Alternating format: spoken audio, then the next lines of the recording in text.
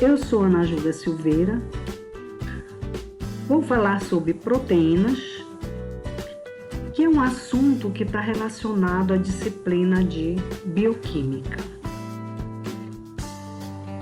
Vamos lá então.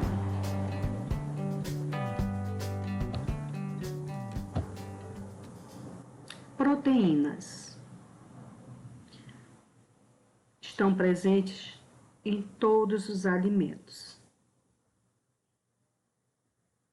A primeira definição foi colocada por Berzelius em 1838. O que falou Berzelius? A palavra proteína, que eu proponho, vem derivada de próteos, do grego primeira, a mais importante, porque ela, a proteína, parece ser a substância primitiva ou principal da nutrição animal. As plantas a preparam para os herbívoros, que posteriormente a passam para os carnívoros. Fantástica essa definição colocada por Berzelius. A proteína, ela é uma macromolécula mais abundante nas células. É o produto final da informação genética, DNA, RNA, proteína. Grande variedade de tamanho, diversidade funcional. Podem atuar como enzima, podem ser estruturais, de defesa, sinalizadoras, transportadoras, podem trabalhar como hormônios e etc. São polímeros da unidade monomérica aminoácidos unidos por ligação peptídicas. Vamos entender essa informação. Aminoácidos. Os aminoácidos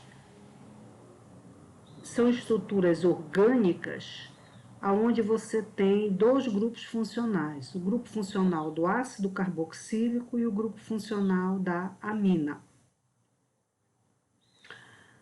Unidade monomérica é a menor unidade repetitiva que forma um polímero. Então, nas proteínas, a unidade monomérica vão ser os aminoácidos, que vão formar os polímeros denominados de proteínas. Como será a união desses aminoácidos? Essa união vai ser através de ligação peptídica, explicada em um próximo slide. Os aminoácidos não proteicos exercem importante atividade nas células, sem participar de moléculas proteicas. Aminoácidos. A estrutura do aminoácido. Perceba que temos o grupo carboxila, o grupo amino, um grupo R, que vai diferenciar um aminoácido do outro, e o hidrogênio. Esse carbono é denominado de carbono alfa. De acordo com esse grupo R, você tem 20 aminoácidos primários constituindo proteínas e peptídeos.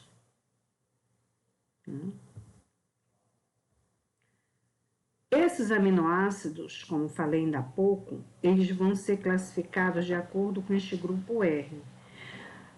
Perceba então que essa parte aqui, onde eu estou passando o cursor, essa parte, ela é comum a todos os aminoácidos. Eles serão diferenciados por esse R.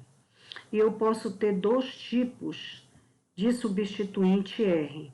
Eu posso ter o substituinte apolar, tá? E posso ter um R que vai ser um substituinte polar. Se esse substituinte R for polar, eu posso gerar aminoácidos com carga positiva, negativa e até sem carga. Bom, nós temos o carbono alfa quiral, que eu já mostrei para vocês, né? Que aí você tem os 4 ligantes diferentes, garantindo uma estrutura assimétrica. Toda estrutura orgânica que contém um carbono quiral, ou carbono assimétrico, ou estereocentro tetraédrico, ela é assimétrica. Se ela é assimétrica, quando colocada diante de um polarímetro, ela desvia, a substância, vai desviar o plano da luz polarizada para a direita ou para a esquerda, o que será explicado em um próximo slide. Note também que se eu colocar este R, ele for igual a H, né, você vai ter agora um carbono aquiral, porque você vai ter 2 ligantes iguais. Agora, vamos focar aqui no R.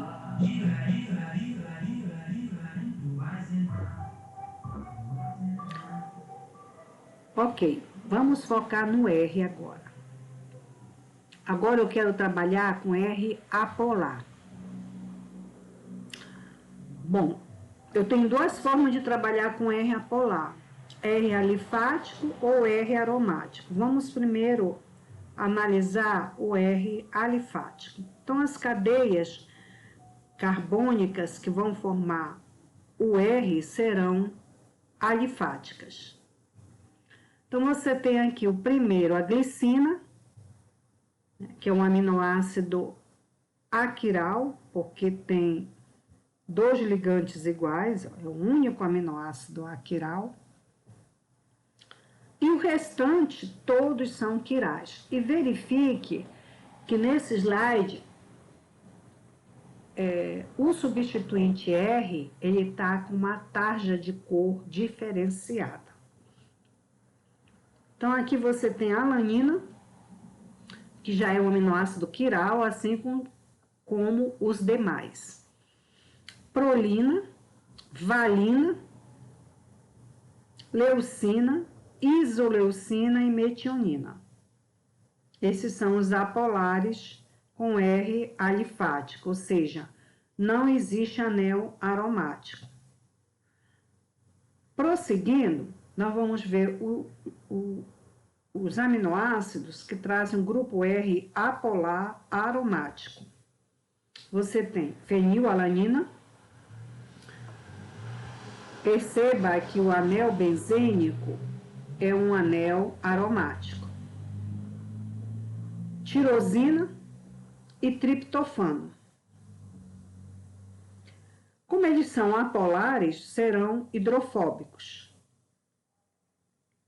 Consequentemente, promove interações hidrofóbicas, importantes na manutenção da estrutura das proteínas. E serão insolúveis em água. R polar. Então, agora eu vou ter os aminoácidos polares, porque eu vou trabalhar com esse R polar. Eu posso ter o R, os aminoácidos polares com R sem carga, com carga positiva e negativa. Nós vamos começar com os sem carga. Temos serina, treonina, cisteína, asparagina. Perceba que aqui na serina você tem no grupo R A função álcool, você tem hidroxila ligada em carbono sp3 primário. Na trionina, a hidroxila vem conectada em carbono sp3 secundário. Na cisteína, você tem esse grupo aqui, ó, sulfidrila. Na asparagina, você tem uma amida, carbonila ligada a NH2. É uma amida. Na glutamina, você vai ter uma amida também, ó, carbonila conectada em NH2. Eles serão hidrofílicos, terão afinidade pela água. Vão formar ligações de hidrogênio, vão formar interações eletrostáticas com a água e conferem solubilidade quando colocados em água, ou seja, são solúveis em água. Agora nós vamos ver os aminoácidos polares com R com carga positiva. Posteriormente, vamos analisar os que têm carga negativa. Carga positiva, nós temos a lisina, a histidina e a arginina. Polares com grupo R com carga negativa, aspartato e glutamato.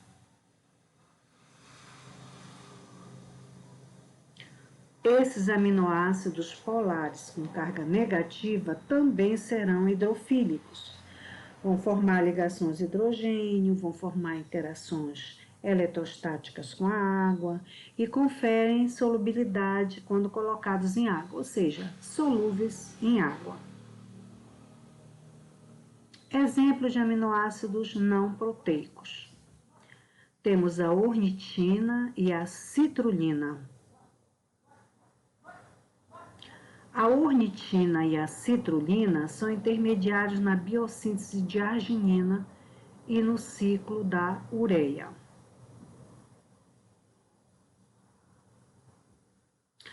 A azetidina e a canavanina estão envolvidos no mecanismo de defesa de alguns vegetais contra insetos e animais. Quando é que o aminoácido é DOL?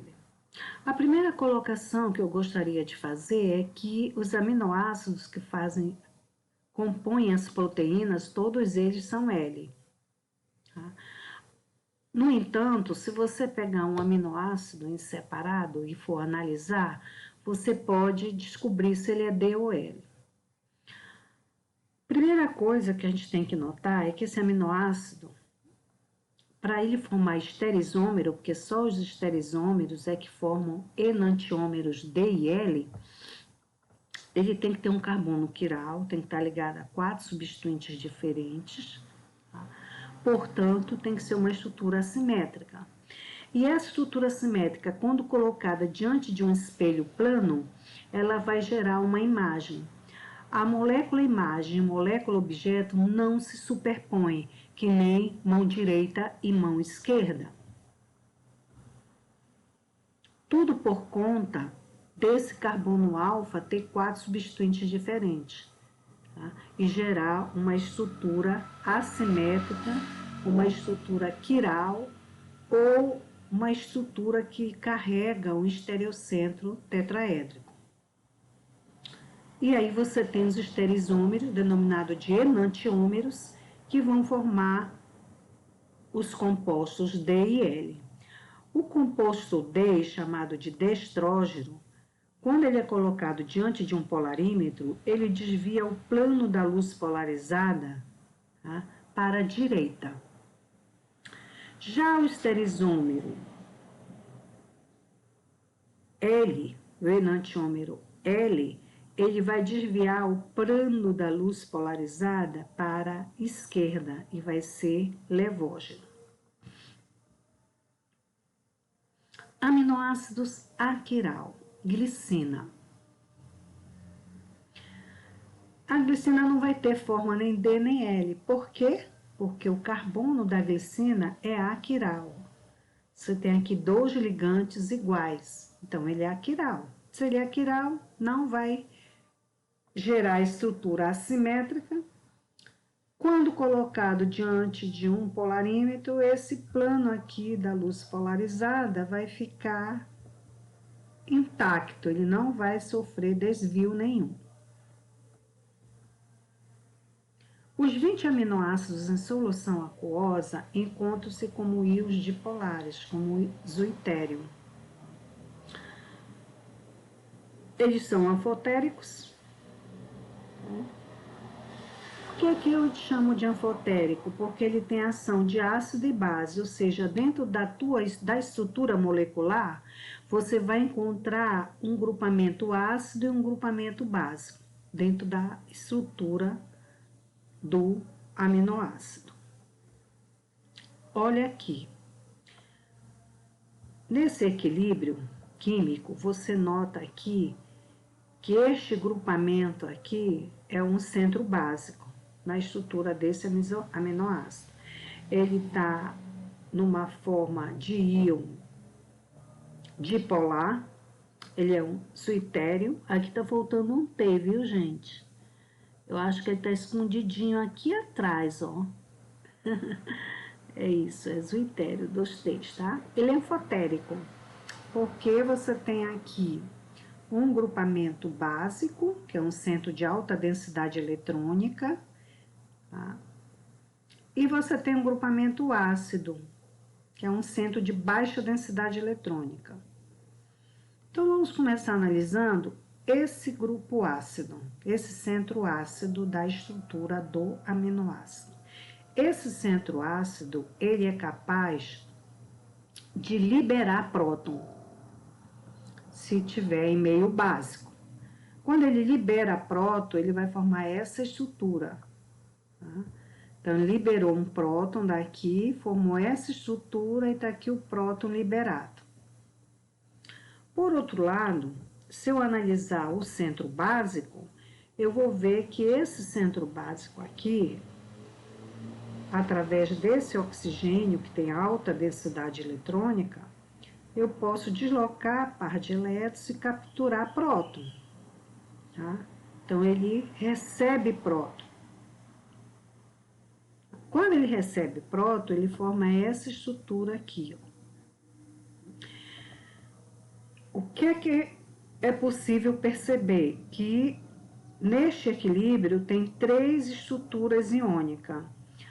Uma com carga residual negativa, uma com carga residual positiva e uma com carga residual nula, que é o teu zuitério.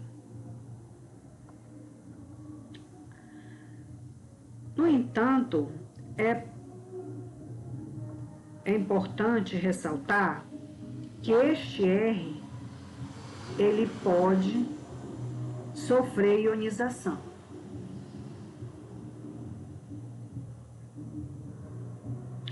Então, os aminoácidos são moléculas anfotéricas.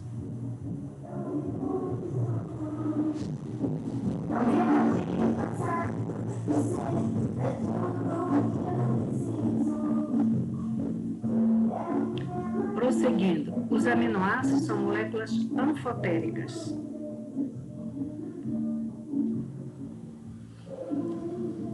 Formas iônicas diferentes em solução aquosa. Exatamente porque são anfotéricos. Eles carregam na estrutura um centro ácido e um centro básico.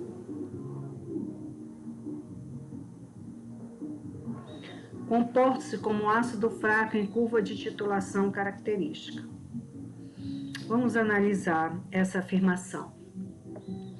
Essa afirmação te diz o seguinte: você pode pegar o aminoácido e, dependendo do estudo que você vai fazer, se você vai adicionar ácido ou base, você vai gerar uma curva de titulação, né? Vamos supor que o teu aminoácido tenha carga residual positiva, tenha um comportamento ácido. Se você adicionar base, você vai mudar o pH ao longo do trajeto da reação. Então, para que isso acontecer, você tem que fazer uma titulação. Ok? Então, aqui você tem uma aparelhagem de titulação. Tá? Então, se eu coloco aqui um aminoácido que tem carga residual positiva, ele vai ter um potencial de constante de acidez baixo. Conforme eu for adicionando hidroxila, eu vou mudar esse potencial da constante de acidez dele. Ele vai se tornando o quê? Mais básico, porque eu estou adicionando hidroxila.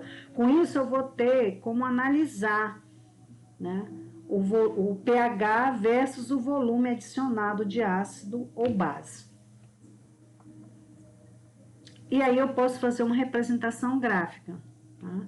Do pH, que vai variar, né? Vamos supor que eu adicione base, então esse pH, a tendência dele vai ser adquirir valores mais altos, né? Através de uma sequência de reações, aonde eu estou o quê? Removendo o próton do sistema, porque eu estou adicionando o quê? Base. Olha aqui. Vamos analisar. Ponto isoelétrico. Nós já vimos, quando estudamos aminoácidos, que esse ponto isoelétrico, onde eu formo o zoitério, e eu tenho uma carga residual líquida ali igual a zero. Né?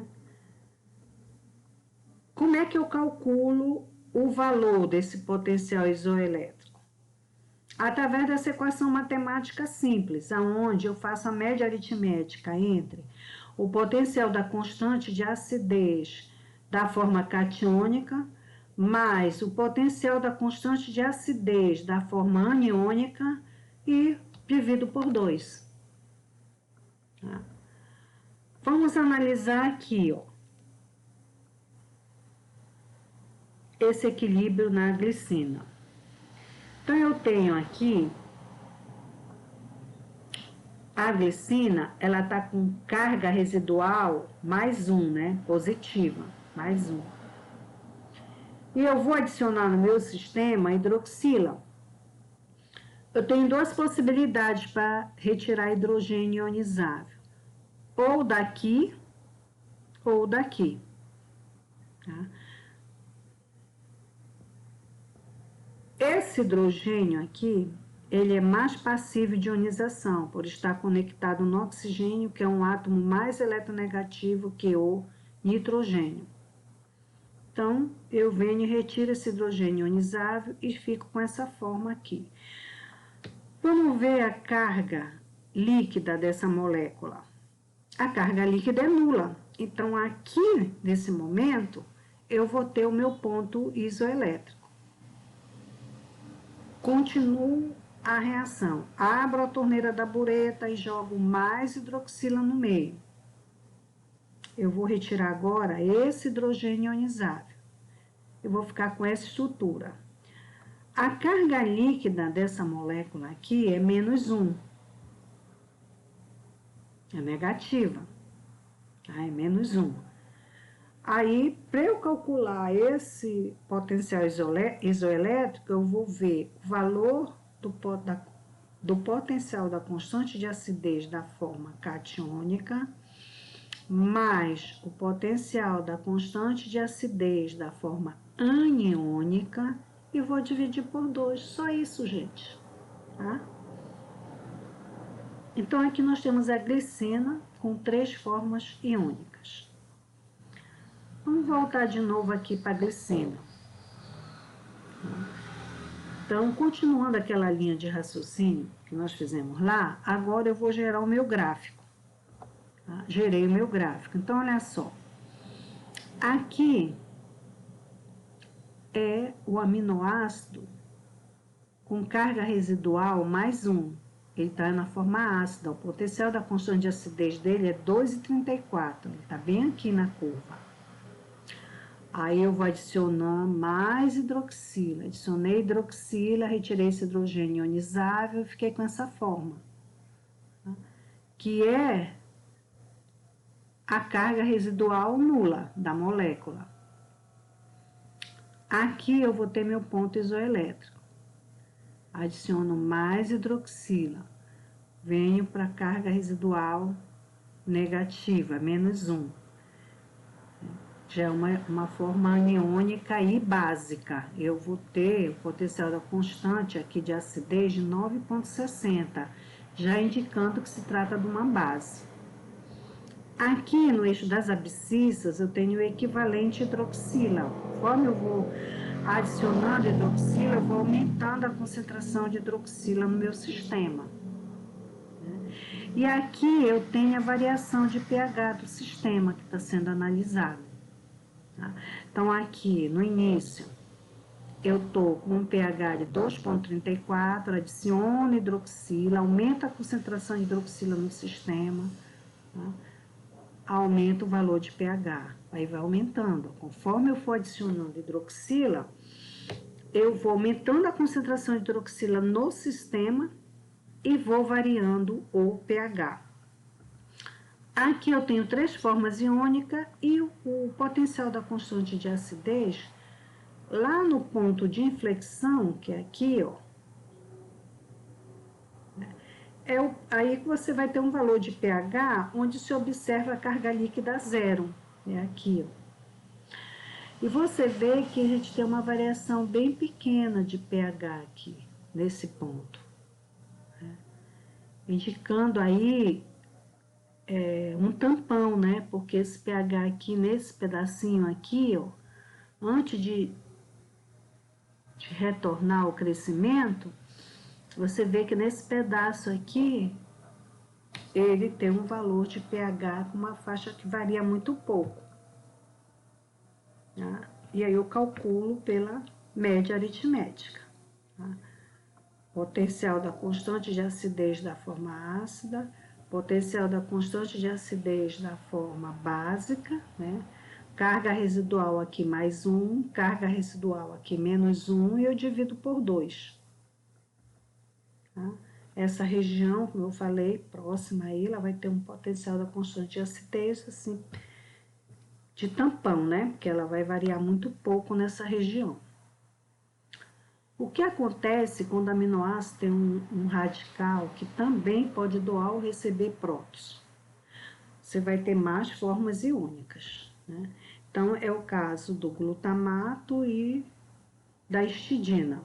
Tem 4 formas iônicas. Vamos analisar aqui, ó. Vamos olhar primeiro a reação de equilíbrio. Então, você começa aqui, ó, carga residual mais 1. Vou adicionar, tá aqui o potencial da constante de acidez, 2,19, quer dizer, pH ácido. Adiciono hidroxila.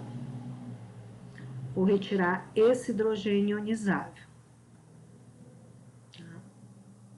Vou ficar com essa forma. Carga residual aí é nula. Então, essa estrutura molecular que vai me ceder o valor por potencial, por ponto isoelétrico. Ok? Vou adicionar mais hidroxila. Quando adiciono mais hidroxila no meio, eu vou tirar este segundo hidrogênio ionizável. Tá? Tirei esse hidrogênio ionizável e agora eu fiquei com uma carga residual aqui, ó, -2 com mais 1 de -1. Uma carga residual de -1. E eu vou ter um potencial da constante de acidez igual a 4,25. Ele ainda é ácido, né? Porque aqui eu ainda tenho um grupamento ácido na molécula, um centro ácido na molécula. Então, eu vou jogar mais hidroxila. Eu vou tirar agora esse hidrogênio ionizável. E vou ficar com essa estrutura. Essa estrutura, ela tem carga residual de -2. Ela tem uma carga residual negativa. Tá? E o potencial da constante de acidez, ele vai ter um valor alto, porque agora ela tem caráter básico. Então, ele vai ser 9,67. Como que eu vou calcular o potencial do ponto isoelétrico? Eu vou pegar o potencial da constante de acidez da forma catiônica, que é 2,19, vou somar com o potencial da constante de acidez da forma aniônica aqui, que é menos 1, tá? E vou dividir por 2.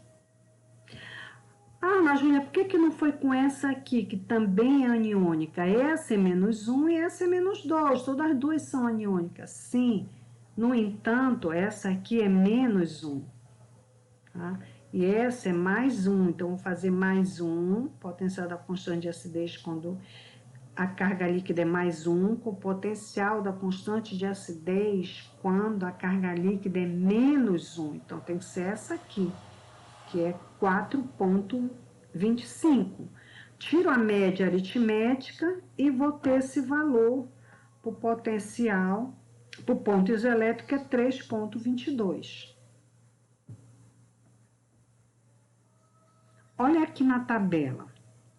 A gente tem a glicina, foi a primeira molécula que nós estudamos, com 3 formas iônicas.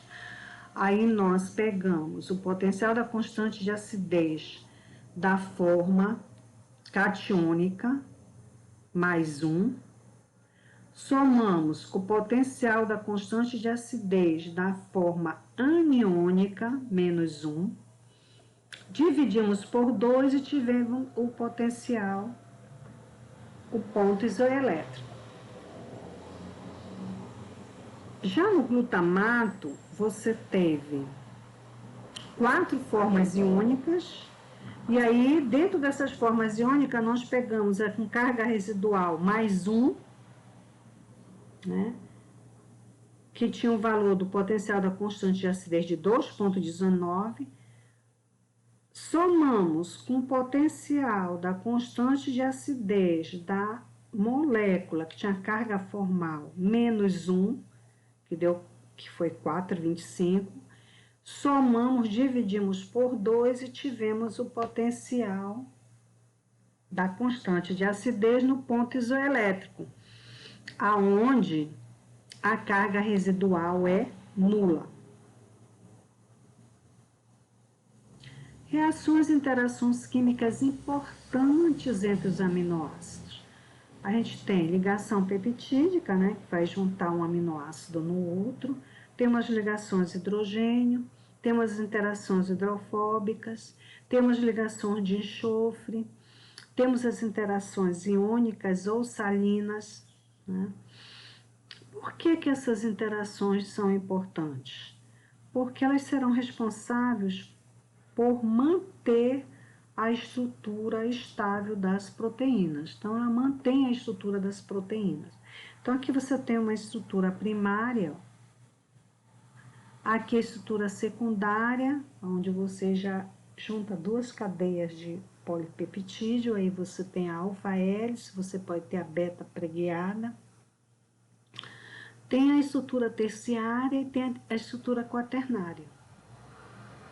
Tá? Essa estrutura das biomoléculas que vão determinar a sua função e atividade.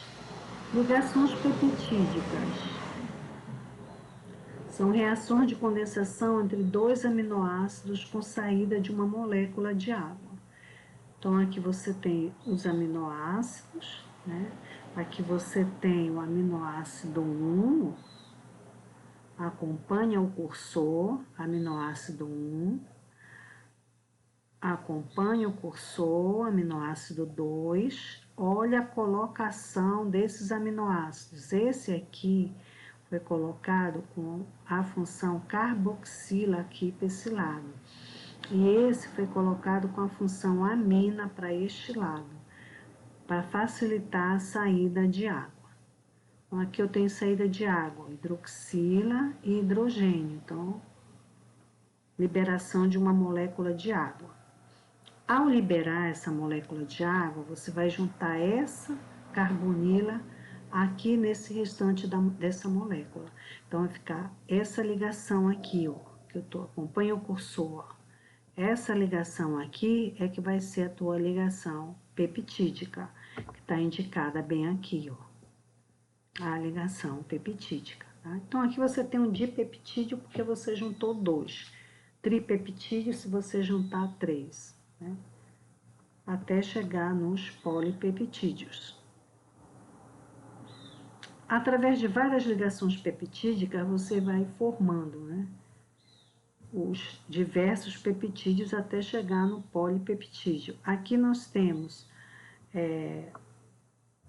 uma proteína, onde você está vendo, uma proteína primária, né, onde você está vendo aqui as ligações peptídicas. Ó, as ligações peptídicas mostradas pela seta que está em vermelho, né? Então, você vai fazer o encadeamento aí para gerar uma proteína primária. Então, essa sequência de aminoácidos ligados através de ligações peptídicas constitui a estrutura primária das proteínas.